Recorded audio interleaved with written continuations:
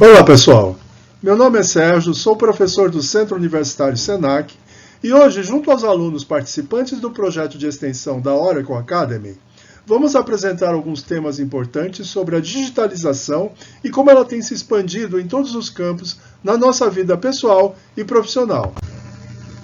Os meios digitais de comunicação estão à nossa volta em todos os lugares. Vejam esse show que foi apresentado em 2005 no Vaticano. E a sua nova versão em 2015. Observem a quantidade de celulares utilizados para fotografar, filmar o mesmo show que foi apresentado 10 anos atrás. Hoje nos divertimos, comunicamos, compramos, tiramos fotos e filmamos por meios digitais.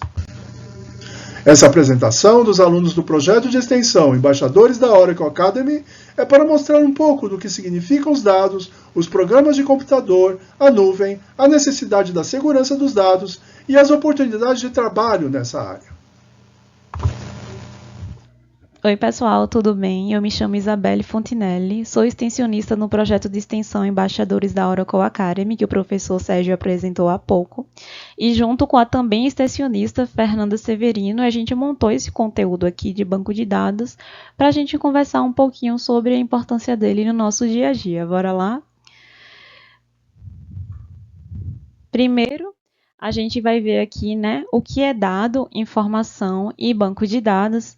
Nós vamos ver também a aplicação dos bancos de dados no nosso dia a dia, além da influência dele no nosso mercado de trabalho e como é que a gente pode proteger os nossos dados no nosso dia a dia. Primeiro, o que são dados, né? O que são dados e informações. À primeira vista, quando a gente conversa sobre dado e informação, fica parecendo que é tudo a mesma coisa, mas são coisas diferentes, tá? Aqui a gente tem um exemplo, né, de Maria, né, um bloco escrito Maria, outro bloco escrito 40 anos, que é a idade de Maria, outro escrito João, e a idade de João, que é de 38 anos. Veja, esses dados em si, eles não me dizem, né, esse conteúdo, ele não me diz nenhum tipo de informação. Eu saber que Maria tem 40 anos apenas, não me diz muita coisa, não me informa nada. Eu não consigo discutir ou conversar sobre isso só sabendo que Maria tem 40 anos e João tem 38 anos.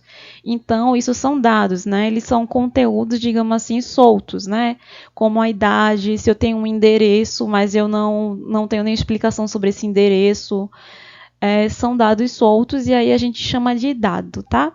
Quando é que esse dado ele se transforma numa informação?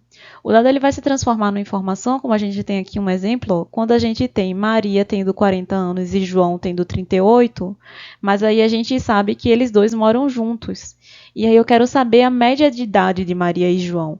Quando eu quero saber a média de idade deles e eu consigo pegar esses dados aqui, né, que é o de Maria 40 anos e João 38, e fazer uma média, tendo uma idade aqui de 39 anos de idade média, isso significa que eu tenho uma informação, ou seja, a partir dos dados, eu trouxe uma informação, né? Eu consegui analisar e trazer a informação de que a média de idade das pessoas que moram nessa casa é de 39 anos. Assim como, se eu perguntar, por exemplo, quem é a pessoa mais velha dessa casa, Maria ou João? Quando eu vejo que Maria tem 40 anos e 40 é maior que 38, logo, Maria é a pessoa mais velha dentro dessa casa. E aí, isso é uma informação, entendem? Além disso, a gente também tem alguns termos que são muito vistos hoje em dia, né? Na verdade, são muito ouvidos, mas muitas pessoas não sabem o que é quando a gente tem o dado pessoal e o dado pessoal sensível. O dado pessoal é qualquer tipo de dado que te identifica. Então, o teu nome te identifica, ele é um dado pessoal. A tua idade te identifica também, ele é um dado pessoal. A sua foto 3x4 ou qualquer outro tipo de foto, ele é considerado um dado pessoal. O dado pessoal ele é chamado de sensível quando ele, de algum modo, ele já foi usado aqui na sociedade para discriminar uma pessoa. Então, a raça, né, a raça ou etnia da pessoa é considerada um dado pessoal sensível, porque a gente tem casos de discriminação por conta disso. O gênero, né, feminino, masculino também, além de orientação sexual também é considerado um dado pessoal sensível. A sua religião é um dado pessoal sensível, além de outros dados, como dados de saúde. Os dados de saúde, muitas pessoas acham que não, mas ele também é um dado pessoal sensível porque eles podem gerar discriminação, né? As pessoas, elas podem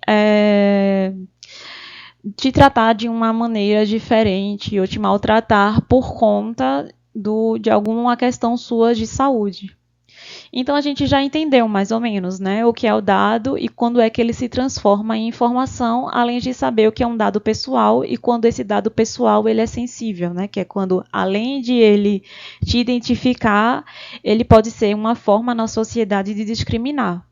Mas aqui a gente vai ver o que é banco de dados, né, que foi o que a gente se propôs aqui a falar. Aqui eu tenho um exemplo, tá? Dessa caixa, né? A gente tem uma caixa de papelão com vários quadrados dentro e esses quadrados eles representam os dados, que a gente já viu que são os dados soltos, né? São os conteúdos que sozinhos eles não fazem sentido. Quando eu pego uma caixa e eu jogo todo tipo de conteúdo dentro, concorda comigo que fica muito difícil para a gente localizar. Então, se eu quiser pegar aqui, tá, Maria, eu quero saber a idade de Maria. E aí, como é que eu pesquiso aqui se está dentro de uma caixa imensa e eu tenho que procurar, e aí eu perco tempo fazendo isso? Como é que a gente faz isso, né? Como é que a gente organiza de uma melhor maneira? A gente faz isso através do banco de dados. Então, aqui a gente tem um exemplo, tá? É só para exemplificar, a gente entender um pouquinho melhor, uma estante. Nessa estante, a gente chamou ela aqui de Oracle Database, que na verdade é um banco de dados de uma empresa chamada Oracle, tá? E aqui a gente tem a organização por prateleiras. Então, a gente tem aqui Maria e a idade dela, o nome de João e a idade dele. E se a gente tivesse outros dados, como o endereço, outros dados que fossem referentes a Maria e João, a gente poderia organizar aqui da melhor maneira que a gente achasse. E aí, isso é uma parte do banco de dados, essa organização. E aqui a gente tem uma lupinha, né? O que é essa lupa que tem escrito Java Oracle também? Java é uma linguagem que o pessoal vai explicar um pouquinho mais para a gente na frente, mas imagine que é como se fosse dentro desse banco de dados, como é que eu posso procurar essa língua, como é que eu posso procurar o nome de Maria, ou eu posso procurar a idade de Maria. Aí eu procuro com um exemplo de linguagem, né, que a gente tem várias, mas a gente pode procurar aí com o Java, por exemplo. Quando a gente vê isso aqui, para quem conhece sobre planilha, acredito que esteja pensando um pouquinho sobre, tá, banco de dados é uma planilha, então? Não. A gente tem algumas diferenças que eu vou te mostrar agora, tá? Aqui a gente tem dois exemplos. Nesse exemplo, a gente tem uma planilha e aqui a gente tem um exemplo de tipo de banco de dados, porque a gente tem vários, mas eu não vou me aprofundar sobre. É só para a gente entender. Nota que aqui a gente tem um estoque, tá? Na planilha. E aí a gente tem a quantidade de entrada, a quantidade de saída dessa planilha, né? Além daqui do número do produto, né? Qual é esse item? Você percebe que se eu quisesse relacionar essa planilha aqui com a pessoa que comprou, qual foi a forma que essa pessoa ou empresa comprou alguma coisa, eu teria que abrir outras planilhas e, apesar de conseguir relacionar elas, eu teria que abrir cada guiazinho da planilha. Quando a gente vai para banco de dados, esse relacionamento, né, como essas coisas se interligam, fica muito mais fácil. Então, por exemplo, aqui ó, a gente tem um exemplo também, que é sobre gerenciamento, né, de estoque de produto, e a gente tem o cliente, dados do cliente, a gente tem a venda, qual foi a forma de pagamento. Então, nota que a gente consegue visualizar e organizar de uma maneira mais eficaz. Além disso, existem outras vantagens dos bancos de dados comparado à planilha. entenda, a planilha também tem o seu valor, mas os bancos de dados, eles são maiores, mais robustos, eles promovem uma maior organização. Além disso, uma maior segurança também. Ele pode limitar o acesso de alguém. Então, se fulano pode acessar até tal coisa, ele só vai acessar até essa parte. E aí tem os níveis de acesso. Na planilha, às vezes, isso fica dificultado para as pessoas acessarem. Além disso, o banco de dados ele suporta uma quantidade muito maior de dados comparado à planilha. Então, a gente já viu um pouquinho, né, sobre dados, a gente já viu sobre banco de dados, a diferença entre um banco de dados e uma planilha. E agora a gente vai ver como é o banco de dados do nosso dia a dia. Bora lá? Bem, como é que a gente encontra o banco de dados no nosso dia a dia, gente? A gente encontra tanto na parte aqui, né, virtual, que aqui eu trouxe como exemplo um celular, como também na parte física, em escolas, hospitais, universidades, cursos e até na nossa própria casa a gente tem dados, né?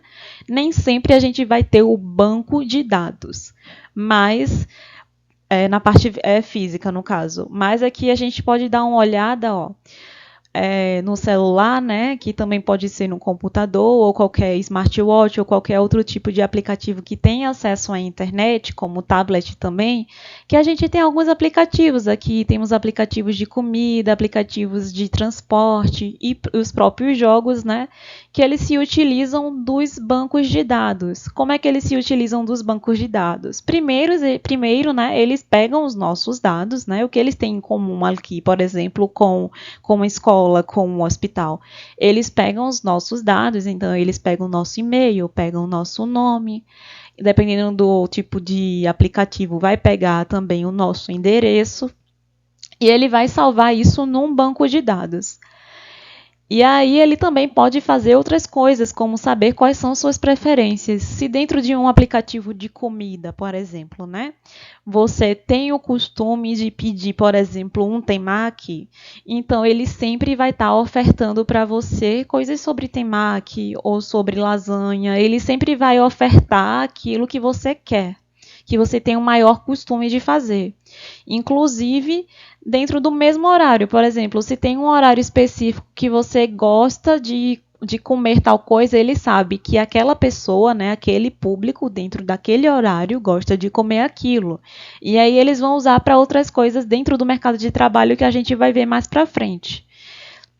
Então, ele tem todos os nossos dados, né? Desde data de nascimento, que são os dados pessoais, né? Desculpa, os dados pessoais, até mesmo e-mail e foto, dependendo do que a gente está usando ali. Tá, mas jogos, dentro de jogos, eles salvam nossos dados? Sim, eles salvam os nossos dados dentro de jogos. Como é que eles fazem isso, né? As preferências também, né? As preferências qual horário que você joga, qual o horário que você joga, com quem você joga. Todas essas questões, se você tem costume, por exemplo, de comprar alguma coisa ali dentro do jogo, todas essas coisas elas são utilizadas. E isso são dados que vão para o banco de dados, no caso de aplicativos. Quando a gente fala sobre a parte física, como eu tenho aqui a escola e o hospital, mas como eu falei, interprete para qualquer tipo de coisa, como um escritório, por exemplo, em uma universidade, nós temos muitos dados que são colocados ali. Nem sempre eles vão para banco de dados, né? Antigamente ia muito para arquivo, né? Para usar os chamados arquivos, e daí eles tinham o quê? Tem a sua certidão de nascimento, dependendo do local, né? Tem certidão de nascimento, tem seu nome, endereço, tem muitos dados sensíveis. Assim como o hospital, que lembra que eu falei que os dados de saúde, eles são dados sensíveis? Então, hoje em dia, esses locais eles já estão cuidando, né, para se resguardar, para ter uma melhor segurança e não perder esses dados. E alguns hoje já usam bancos de dados, que é uma coisa muito importante para a gente usar. Seja você um escritório de advocacia, né, você como professor, você ter esses dados, né, um escritório de contabilidade, é muito importante que você tenha esses dados salvos. Porque se acontecer alguma coisa, você vai ter eles ali, né? E daí a gente tem os dados que eles podem ser locais, que é quando ele está dentro do local ali, dentro daquele computador, dentro daquele local específico, tem um computador que guarda todos aqueles dados nos bancos de dados. Ou ele pode subir para a nuvem. Quando eles sobem para a nuvem, que é o que tem o exemplo aqui, tá? É o que a gente chama de cloud, né? Nuvem se chama cloud em inglês. Aqui também a gente tem um exemplo da Oracle, que é uma empresa que tem uma nuvem, né, que é bastante conceituada. E a gente também vai ver um pouco mais, né, com o aluno Clayton lá na frente, sobre a nuvem, né, e nas aplicações no nosso dia a dia. Mas a gente tem essa opção também. A nuvem, hoje em dia, ela é muito utilizada nos aplicativos, né? Porque a gente precisa da conexão com a internet para que possa acessar ali os dados.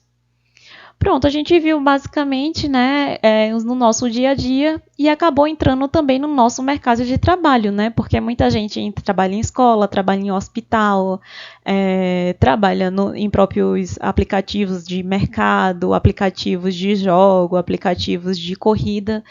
Mas, de modo geral, o que é que a gente pode ver dentro do nosso mercado de trabalho? Dentro do nosso mercado de trabalho, né, qual é o impacto dos dados no nosso mercado de trabalho? Além daquilo que eu falei, né, de armazenar as informações importantes, então antes o que a gente tinha em HD e a gente tinha em outros locais, né, em HD, em pendrive ou no próprio computador só, a gente pode usar tanto o banco de dados como o banco de dados no cloud, né, que é a nuvem. Além de o que isso traz o quê? Mais segurança para a sua empresa, né? Ou para a empresa que você trabalha. E mesmo, gente, que você seja, por exemplo, eu não trabalho com essa parte, mas eu tenho os meus dados. É muito importante você salvar os seus dados num canto que você consiga acessar. Não necessariamente vai ser um banco de dados, mas vai ser, por exemplo, ali a nuvem de um Google Drive ou então outro drive online, além de salvar no HD e outros cantos para você não ter só aquilo físico. Além disso, a gente tem a automização e a eficiência, né? Quando a gente fala que a gente tem hoje o banco de dados. Por quê? Porque muitas atividades que eram muito repetitivas, né, foram automatizadas. Então, por exemplo, a gente tem exemplo tanto para RH. Hoje o RH, né, que são os recursos humanos, quando eles vão contratar alguém, muitos já utilizam de ferramentas que têm o banco de dados. E aí, o que é que ele faz? Ele pega aqueles dados ali, passa dentro de um programa para saber se aquele currículo é interessante ou não, ao invés do recrutador, né, a pessoa ali dos recursos humanos, ter que olhar tudo um por um, imagina, diversos currículos para poder selecionar. Então, a gente já tem uma pré-seleção ali dentro dos recursos humanos com os bancos de dados. Além disso, tem outros exemplos, né? Como, por exemplo, a publicidade utiliza bastante para fazer o quê? Para coletar os dados e fazer uma análise, né? Por exemplo, o público que utiliza muito tal coisa, ele tem tal faixa etária. Então, vamos fazer para esse tipo de público. Além disso, o SUS utiliza também muitos dados, né? Hoje a gente tem uma plataforma que ela usa que o pessoal coloca, né, os funcionários, eles sobem os dados para o SUS e a partir disso, o Sistema Único de Saúde do Brasil, ele consegue ver como é que está a saúde da população de cada local. Ou seja, a gente tem impactos muito importantes dentro do nosso mercado de trabalho. A gente falou muito, né, sobre dados, mas a gente também tem que falar sobre o cuidado com os dados. O que é essa imagem aqui que eu estou trazendo para vocês? Essa imagem, na verdade, é do jornal The Guardian de 2018. Ela mostra aqui, tá? Essas ondinhas aqui, ó, tá vendo? Essas ondinhas de calor, né? Que a gente tem de várias cores. Ela mostra o percurso, tá? De algumas pessoas que estavam usando o smartwatch, né? Que é aquele, o pessoal chama de relógio inteligente. Esse relógio, ele tinha um aplicativo, tá? eram muitas pessoas que utilizavam. Ele tem um aplicativo que ele conta a quantidade de passos e etc. E aí o que aconteceu, segundo o The Guardian, né? Aconteceu um vazamento de dados desse aplicativo e aí essas imagens foram divulgadas. Mas certo, Isabelle, essas imagens foram divulgadas de um pessoal andando, mas qual foi o problema aí, né? O problema é que supostamente essa imagem é de uma base secreta militar dos Estados Unidos. Ou seja, a gente tem que ter bastante cuidado quando a gente for utilizar os nossos aplicativos, né? E onde a gente vai utilizar os nossos dados.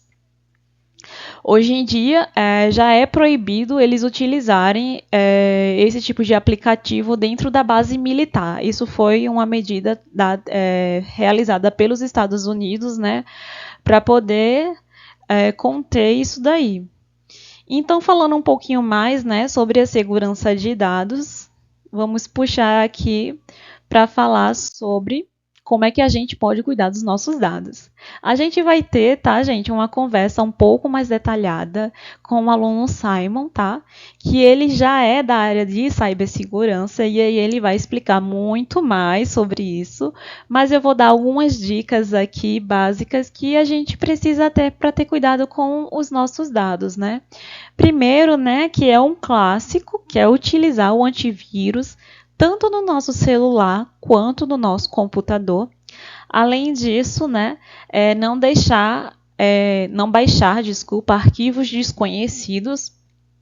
Principalmente, gente, e-mail acontece muito, ou e-mail ou SMS das pessoas receberem algum tipo de arquivo desconhecido ou que parece muito conhecido, mas quando você vai ver lá o que tem escrito, dá para ver que não é daquela empresa, então tem que ter muito cuidado com o que você baixa para você não baixar arquivos que são chamados de arquivos maliciosos, né, que eles vêm para fazer algum mal, roubar algum dado seu dentro dali do seu computador, do celular.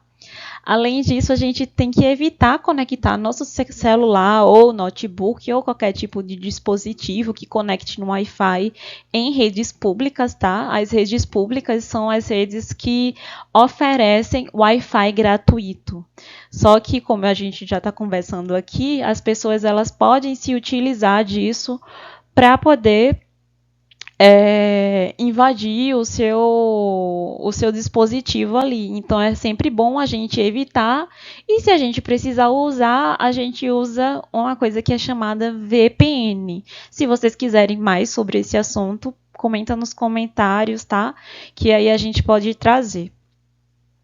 Além disso, né, a gente precisa desativar a permissão de localização para aplicativos que não necessitam. Então, por exemplo, se você não precisa que o seu celular ele tenha ali mostrando a localização de um canto específico, por exemplo, se eu tenho um aplicativo de estudos, eu não preciso permitir que ele acesse minha localização.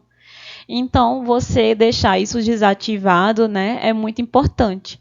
Além disso, permitir durante o uso do aplicativo é muito mais interessante do que você permitir pelo tempo inteiro, porque o aplicativo ele está sempre salvando esses dados, né? E aí você tem que resguardar seus dados. Além disso, a gente precisa ter cuidado com as informações que a gente compartilha, né? Tanto o que a gente compartilha e com quem a gente compartilha, né? Com esse mundo das redes sociais, hoje em dia a gente tem um costume de compartilhar muitas coisas que são pessoais. Apesar da gente já compartilhar um dado pessoal, né, que é a nossa foto que nos identifica, mas aí tudo bem, mas a gente tem que ter cuidado com algumas coisas, como, por exemplo, sair e postar exatamente o local que você está. É um cuidado que a gente tem que ter com os nossos dados, né? Com a gente, no caso, né? Além de certificado, quando existem alguns outros dados pessoais, sobrenome completo e outras coisas assim, é muito importante a gente ter cuidado com isso. Além do que, uma coisa muito importante, que é o que vocês estão fazendo hoje, é se atualizar sobre os cuidados de cibersegurança. A gente vai ter já também, né? Como eu falei, uma conversa, né, sobre cibersegurança. É muito importante que vocês fiquem para vocês poderem entender como funciona, né, esse mundo e a gente está inserido nele, como a gente viu. Bem, pessoal, foi isso, né? Espero que vocês tenham gostado do bate-papo. A gente vai passar já já agora para falar sobre Java, né, com os nossos amigos extensionistas também. Se você tiver alguma dúvida ou tiver algum tipo de sugestão, né, sobre bancos de dados ou qualquer outro assunto que você acha importante, nos nossos comentários aí embaixo, você manda que assim que possível a gente vai te responder, tudo bem? Ou também, né, preparar outros tipos de conteúdo. Agradeço, tá? E fiquem aí que a gente vai ter mais conteúdos. Olá, eu me chamo Rebeca, sou aluna do curso de Análise e Desenvolvimento de Sistemas e vou dar continuidade agora falando um pouco sobre Java. O que é o Java? Numa definição simples, é uma linguagem de programação multiplataforma. Uma linguagem de programação serve basicamente para passar instruções para um computador, uma lista de passos que ele tem que seguir para atingir determinado objetivo. E o Java é uma dessas linguagens. Uma das suas principais características é a compatibilidade com diversos tipos de dispositivos. Ou seja, o mesmo código pode ser propagado e reutilizado sem precisar de nenhuma alteração. Onde ele é usado? O Java é encontrado em todo lugar, desde o seu smartphone até servidores de grandes empresas. A gama de possibilidades é extensa, então jogos como Minecraft, usos em inteligência artificial, processamento de dados, dispositivos inteligentes como smartwatches e smart TVs são algumas das possibilidades de aplicação. Aqui alguns exemplos mais concretos e dá para notar que é algo muito presente no nosso dia a dia. Bancos, startups financeiras, sistemas financeiros no geral, são um dos usos muito comuns para a linguagem. Diversos aplicativos para o sistema Android e até o próprio Android, enquanto sistema operacional, quando foi desenvolvido, usava muito o Java. Sites de comércio, streamings e outros sistemas que lidam com volume de dados muito alto e muitos usuários acessando esses dados simultaneamente fazem uso do Java frequentemente, porque a linguagem tem recursos muito eficientes para lidar com esse tipo de concorrência. Aqui podemos ver que é a terceira linguagem de programação mais popular, considerando o número de usuários, mais de 9 milhões. Além disso, são mais de 60 bilhões de JVMs em execução. Então, qual a explicação para essa popularidade toda? Por que, entre tantas linguagens de programação, essa? Primeiro, a estabilidade. O Java tem um ecossistema muito maduro e robusto. Significa que ele já foi testado amplamente e melhorado ao longo dos anos. Então, as organizações têm confiança de saber que, ao construir os seus sistemas utilizando esse ecossistema, elas vão obter resultados confiáveis e performáticos. Elas não vão precisar se preocupar com falhas ou problemas inesperados. Além disso, a linguagem está em constante evolução. A cada 6 meses, novas atualizações são lançadas, trazendo melhorias e novas funcionalidades, ao mesmo tempo que a retrocompatibilidade é garantida. Ou seja, a cada nova atualização, a Oracle, a empresa responsável por manter o Java, garante que os sistemas antigos vão ser compatíveis com os recursos novos. Tem também o viés da segurança. O Java é uma das linguagens mais seguras disponíveis, e isso é crucial para setores críticos, como o financeiro, como já foi dito anteriormente, e também o da saúde, que precisam proteger dados sensíveis. Por fim, o suporte que o Java possui, não só por ter uma comunidade global de desenvolvedores muito ampla, mas também por ser mantido pela Oracle, que é uma das maiores empresas de tecnologia do mundo, que oferece e segue oferecendo a sustentação para garantir um crescimento sólido. E aí é interessante ter em mente que, justamente por ser tão versátil, o Java também pode ser explorado de forma maliciosa. Então, existem alguns cuidados e algumas precauções essenciais quando se fala em segurança da informação que não podem ser deixadas de lado. Existem duas medidas básicas de segurança que nunca podem ser esquecidas. Em relação a e-mails desconhecidos, enviados por remetentes que não estão na sua lista de contatos, nunca abra links ou anexos suspeitos. Em relação a downloads de fontes não confiáveis, estes arquivos também podem ter scripts maliciosos e são altamente desaconselháveis a serem feitos. É isso, espero que a apresentação possa ter elucidado um pouco em relação ao tema dessa linguagem de programação. E agora você vai poder saber um pouco mais sobre desenvolvimento no ambiente cloud. Do último ano do curso de análise e desenvolvimento de sistemas, tem 1 ano e meio que eu faço parte da extensão universitária do Oracle Academy, né? Hoje eu vou falar um pouquinho para vocês sobre cloud, né? O que seria cloud, né? Às vezes você está ali utilizando o Spotify, está utilizando o Google Drive, está assistindo filmes do Netflix, no Prime Video, e você se imagina, onde será que eles armazenam tanta informação, tanta música, tanto filme, né? O cloud, ele é um assunto que está no nosso dia a dia, né? Então, nós ali estamos... ele faz parte do nosso dia a dia, o cloud, né? Esse assunto cloud. E às vezes você está usando coisas que estão armazenadas na nuvem, só que você não sabe onde que eles ficam armazenados, como eles são armazenados, né? Então, isso é uma coisa muito legal para se aprender, né? Então, definindo o que seria a cloud, né? Seria ali a nuvenzinha. O que seria essa nuvem? Seria a internet. Aí teria ali os clientes, que você poderia estar ou no seu computador ou no seu celular, algum lugar que estivesse conectado à internet, e a representação dos servidores seria as nuvens, né? Então, seria essa conexão, né? Você, cliente, a internet, e a nuvem seria onde fica armazenada essas informações. Então, qual é a função da nuvem, né? Então, vamos dizer assim, por exemplo, você está fazendo um trabalho de escola no seu computador.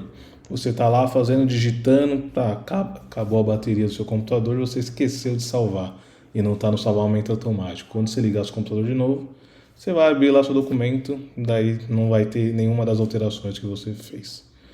Na nuvem, isso é um pouco diferente. Vamos dizer que você tem ali no Google Drive, você abriu ali um documento direto no Google Drive. Você está ali digitando, fazendo todas as suas alterações, acabou a bateria do seu computador.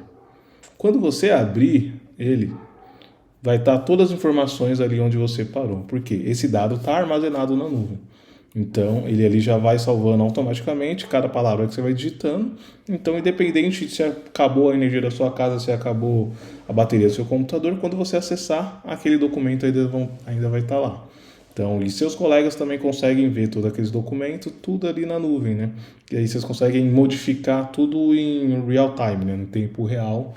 E isso é uma coisa muito vantajosa, né? Do que aquele trabalho, de você fazer um trabalho, você grava o PDF e manda pro seu colega. Ele abre, grava e manda para você de novo. Hoje a nuvem veio para facilitar a nossa vida, né? Para fazer trabalho, para assistir filme, ouvir música, né? Então, hoje a nuvem tem facilitado cada vez mais o nosso dia a dia, né? Então, onde que ficam armazenados a nuvem? Imagine que você tem um grande galpão. Naquele grande galpão há milhares de computadores onde são armazenados milhares de coisas. As nuvens, elas são armazenadas em servidores, né? Servidores, assim, que ficam em espaços gigantes, né? Que eles precisam ter espaços climatizados, né? Porque como aqueles servidores ficam funcionando 24 horas por dia, né? Eles acabam superaquecendo, né? Então tem que ter uma sala climatizada para poder manter ali os servidores sempre uma temperatura adequada para que eles não entrem em curto-circuito, né? E eles podem ser acessados, como diz em nuvem, né? Pode ser acessado em qualquer lugar que tenha internet. Se você tiver o telefone, se você tiver um computador, um notebook, qualquer lugar que você consiga acessar a internet, você consegue acessar seus dados na nuvem. Eu também trouxe aqui alguns exemplos de nuvens que são mais utilizadas no dia a dia das pessoas, né? Como Google Drive, né? Pessoal, Google Drive, Google Cloud, né? Google Fotos, são todos serviços em nuvens, né? Onde você armazena sua foto, armazena arquivos, armazena músicas, você consegue armazenar diversas coisas nesse serviço. Tem o iCloud ali, que é da Apple, né? Normalmente quem tem dispositivo Apple, iPhone, iPad, né? Utiliza bastante o serviço da Apple de iCloud.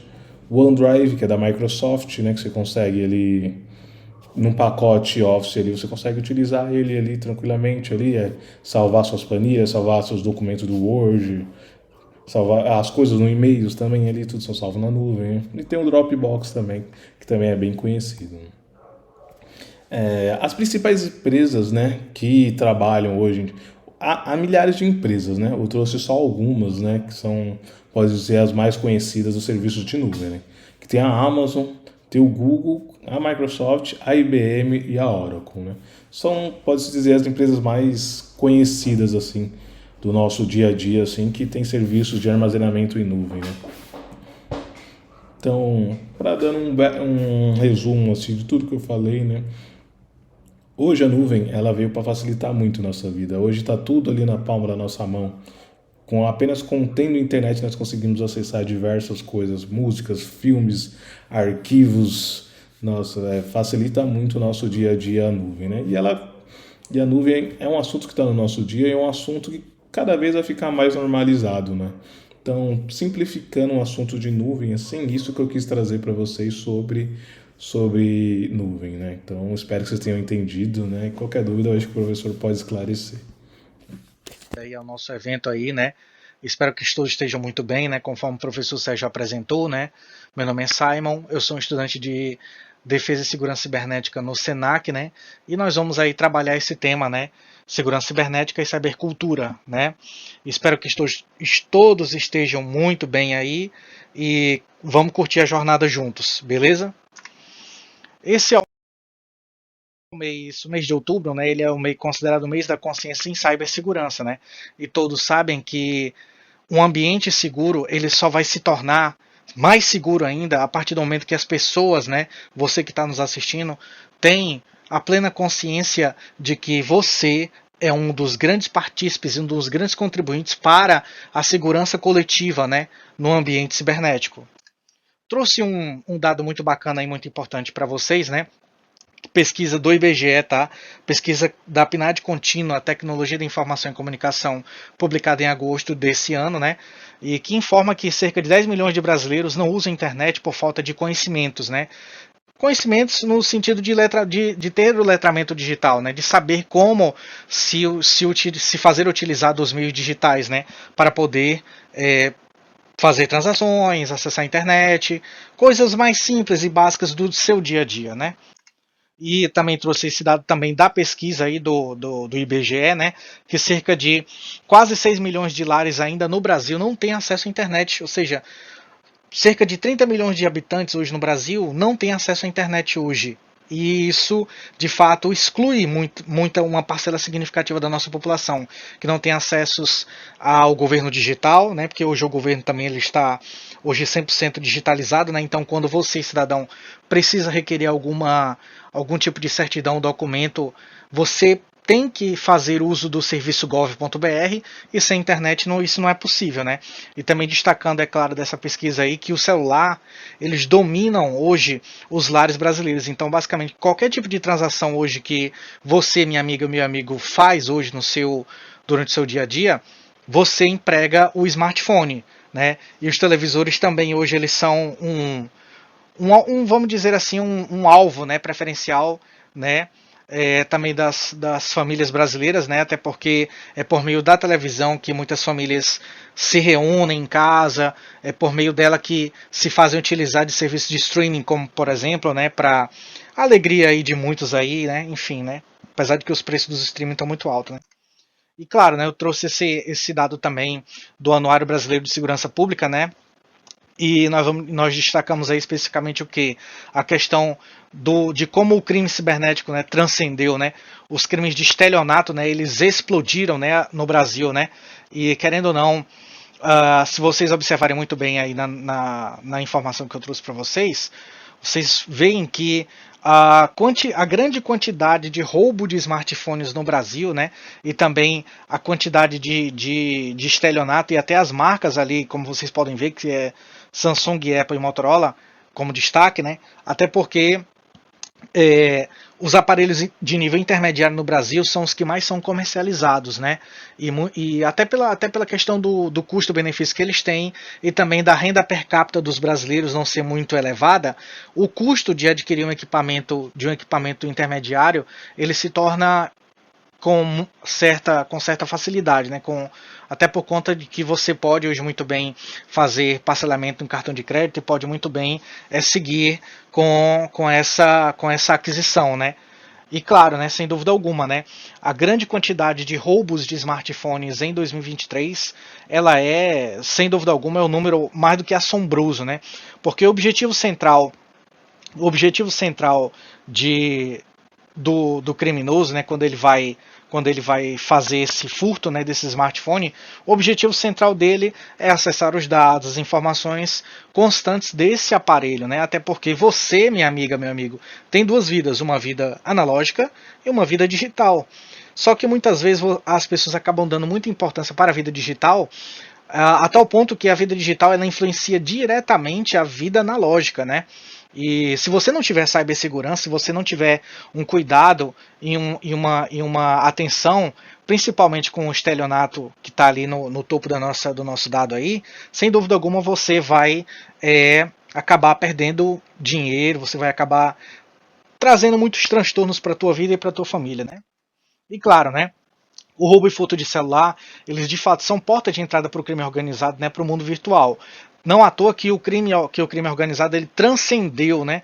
Ele hoje prefere muito mais atuar no mundo cibernético, né? Um exemplo disso são os casos de estelionato, né? E querendo ou não, a partir dessa ação, dessa mudança, né, de envergadura aí do crime cibernético, né, e das organizações criminosas, o medo, né, e a insegurança, eles são de fato altamente explorados, né, na mente, né, dos cidadãos brasileiros, né.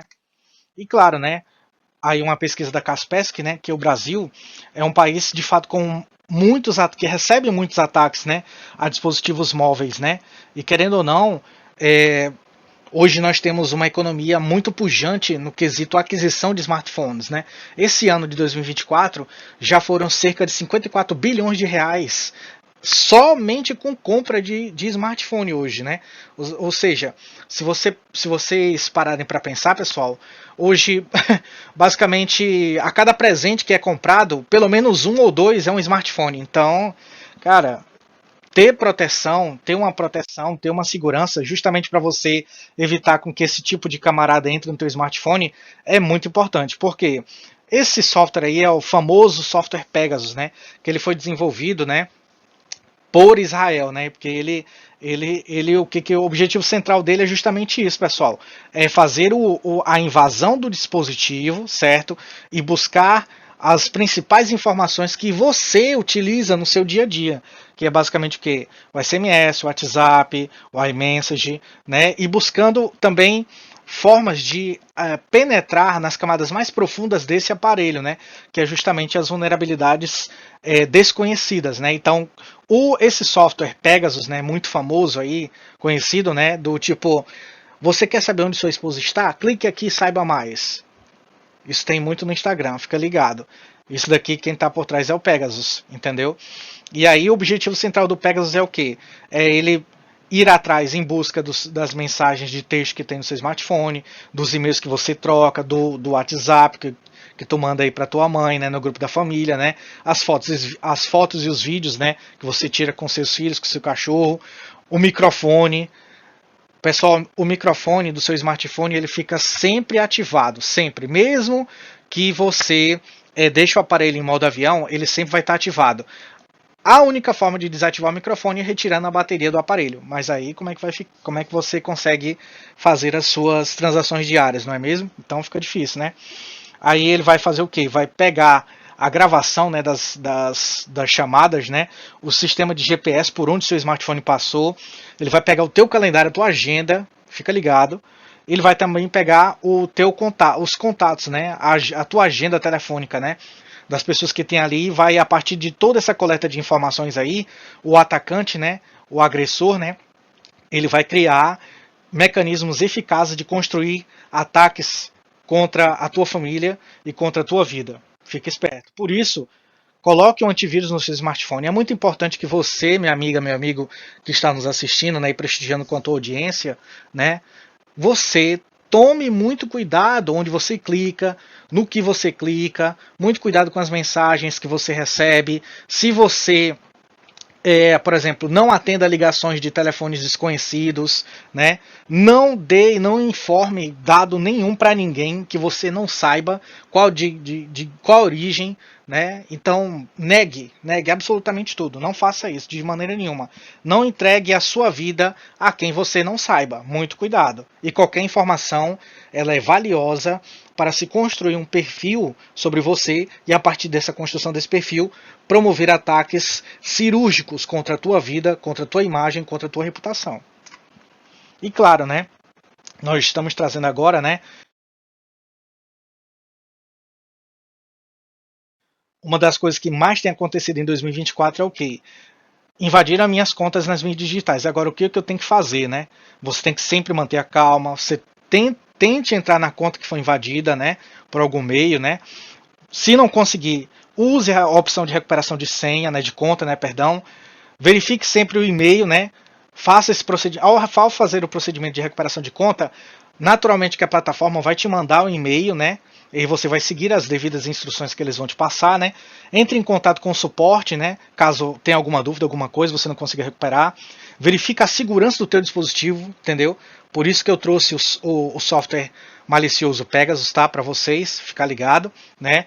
Sempre observe o que tem de instalado no teu smartphone e o que deve, assim, faça uma curadoria na loja de aplicativos do que tem instalado no teu aparelho. Muito cuidado com isso, tá?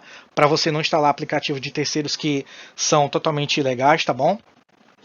Habilite a autenticação em 2 etapas aí na conta, né? Nas suas contas nas mídias digitais como um todo, né? E claro, né?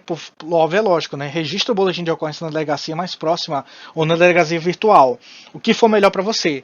Porque, querendo ou não, tem estados que ainda não tem esse serviço, né, de delegacia virtual ainda em vigor.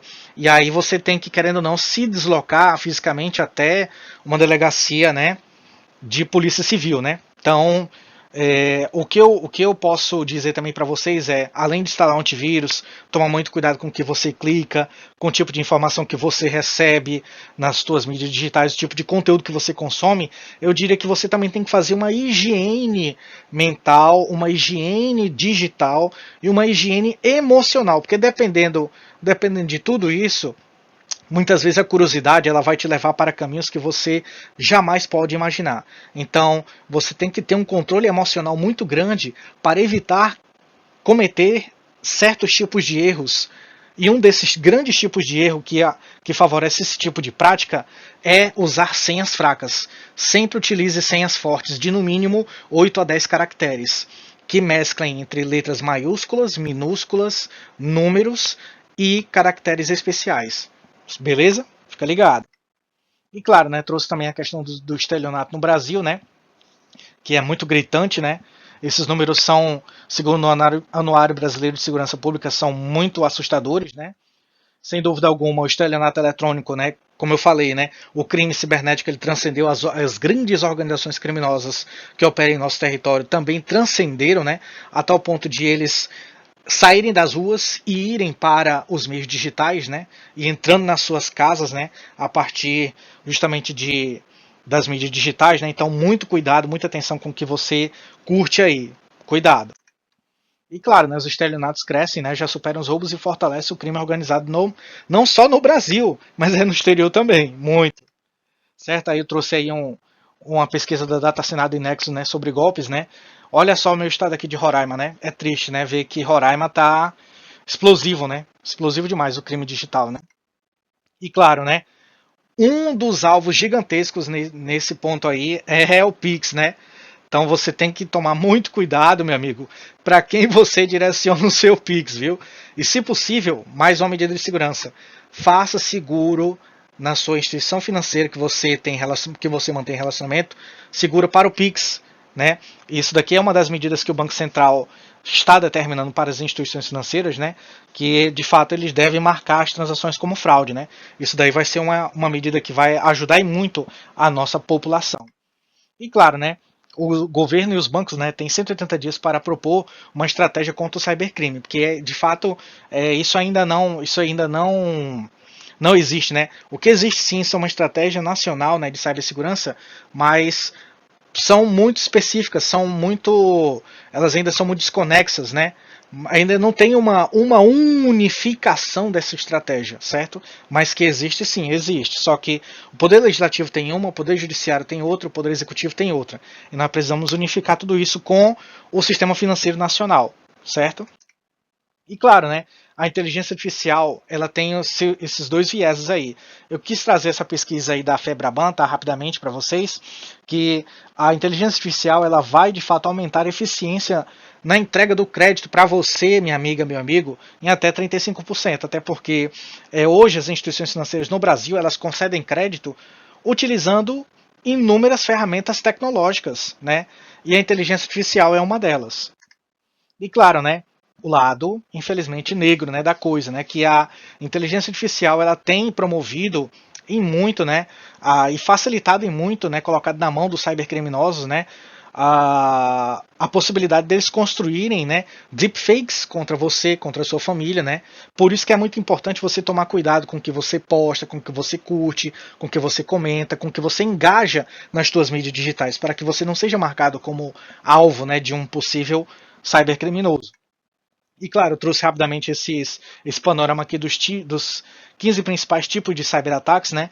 Os mais conhecidos, né, pessoal, aí hoje, em 2024, são o ataque do tipo homem do meio, que está ali, ó, man in the middle, o ataque do tipo engenharia social, né? O ataque do tipo phishing, certo? O ataque malware também, né, que aí eu falei do Pegasus, né, para vocês, né? E o negação de serviço, que está ali o ataque DOS, né, perdão. E, querendo ou não, os ataques do tipo ransomware também são muito poderosos. Um gráfico rapidamente falando sobre o custo do cybercrime, certo? No planeta, né? Em 2024, ele está estimado em 9,22 trilhões de dólares. Se ele fosse uma economia, né? Se ele fosse um país, né? Ele teria a terceira maior economia do planeta. A terceira maior economia do planeta, pessoal. É coisa muito grande isso. Muito grande. As organizações investem cerca de 600 bilhões de dólares em cibersegurança entre 2023 e 2024, segundo a consultoria especializada em cibersegurança Gartner, ok? Quase 600 bilhões. E a economia do cybercrime está em 9,22 trilhões. E até 2028 ela vai crescer para quase 14 trilhões de dólares. É surreal. E claro, né, segundo a consultoria também em inteligência e ameaça cibernética e Analyst One, o custo por roubo de dados, né, e por violações de dados, né, por cyberataques também, né, ele em torno gira de 4,88 milhões de dólares. Mas por que, Simon, tu tá falando em dólar? Porque, minhas amigas e meus amigos, os ataques, quando eles ocorrem, né, especialmente o ataque de ransomware, que seria uma extorsão, né, virtual, o cybercriminoso, basicamente, ele faz o quê? Ele ataca a organização, pede o resgate em criptoativos. Naturalmente, esses criptoativos eles têm como base, né, a moeda estrangeira, no caso o dólar, entendeu? Então por isso é que eu estou trazendo esses números para vocês, né, e também dessas consultorias aí especializadas, para que fique claro que o ataque cibernético, mesmo em solo brasileiro, ele é lastreado em dólar, certo? Só para deixar esse parêntese aí. E claro, né, o custo médio de cyberataques na saúde, né, foi de 5,3 milhões de dólares em 2023, segundo a consultoria PwC. E que é uma lástima, porque muitos hospitais, muitos hemocentros, não só no Brasil, mas também no exterior, sofrem ataques constantes, né, dos cybercriminosos, né? Mas por quê? Porque eles estão atrás de uma coisa, né, pessoal, que é muito valiosa, né, que é a nossa vida digital, que são nossos dados, nossas informações, que também, além de tudo isso, eles querem também promover e se passar, né, como grandes, né, orquestradores do caos, né? Por isso os hospitais, né, e os hemocentros, né? Novamente, né, o ataque de ransomware ao setor de saúde atinge hospitais brasileiros, é claro. E o ataque de ransomware, como eu expliquei rapidamente para vocês, o objetivo central dele é fazer a intrusão nos sistemas informacionais da organização, especialmente no banco de dados, né? Criptografar esses dados, certo? E solicitar um resgate mediante a criptografia desses dados. Então, o que acontece? A partir da execução bem sucedida de um ataque ransomware, como esse que eu citei, né? O ator de ameaça, ou os atores de ameaças, né? Eles vão, por meio dessa chantagem, né? Dessa tentativa de extorquir o alvo, tentar de alguma maneira obter lucros, né? E rendimentos a partir desse ataque, né? Nefasto, né? E claro, né? Pessoal, a gente não poderia não falar da LGPD, né? Claro, né? Sem ter a menor dúvida. A LGPD, pessoal, ela é uma legislação de 2018, tá? É a Lei Geral de Proteção de Dados. E sem dúvida alguma, sem a Lei Geral de Proteção de Dados e também que instituiu também junto, né, a Autoridade Nacional de Proteção de Dados, tá? Sem dúvida alguma, nós brasileiras e brasileiros não estaremos com uma certa proteção, com uma certa resiliência cibernética. E querendo ou não, todo e qualquer produto ou serviço ou bem que nós adquirimos no Brasil, ela hoje tem como base, né, ou ela tem que respeitar, né, os princípios da Lei Geral de Proteção de Dados, certo? E a segurança da informação, como eu trouxe aí nesse infográfico, pessoal, ela é a base da nossa lei. Então, a partir do momento que uma organização, ou qualquer organização com qual você, minha amiga ou meu amigo, tem algum tipo de relacionamento, sem dúvida alguma, ela tem que, por obrigação, respeitar a Lei Geral de Proteção de Dados. Senão, ela sofrerá sanções e penalidades constantes nessa norma, ok?